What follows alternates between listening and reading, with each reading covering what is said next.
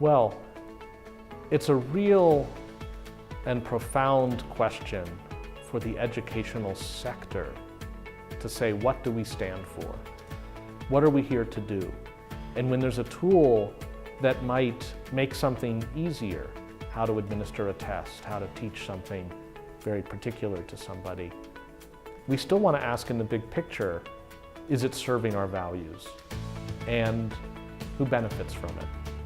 And if we're asking students to part with behavioral cues, to part with personal data that months or years down the line could be used to persuade them or to market to them in particular ways, that shouldn't be a price of entry to an education.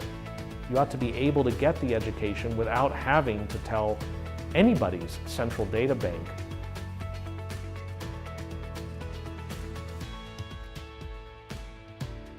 And in part, I think, one of the great things the networked environment, the internet, can offer us today is what you might call a live fire exercise. That students in middle school, in upper school, they can do work that actually relates directly to the world. Instead of writing a paper and their teacher grades it along with 15 or 20 or 30 other papers, and that's it. They could be editing Wikipedia and showing their edits and showing where they argued for why their edits were better than someone else's. And that's real Wikipedia. That's Wikipedia that people look at. And then the teacher could grade how well they engaged with that community and the quality of their changes. That's the kind of thing that could tell students, what you do matters. It can have an impact on the world. This isn't just an exercise. And at the same time, it's something that can be done safely. You could edit under a pseudonym. It doesn't have to be part of your record. It's only you and your teacher who know of the work you're doing. I don't think there's an easy solution.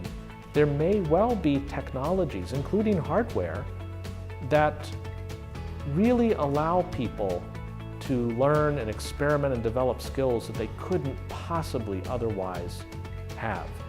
But it's got to be embedded with a form of practice, with a form of rewarding for the teachers especially, of the effort we know they're going to have to put in to really thoughtfully implement those technologies.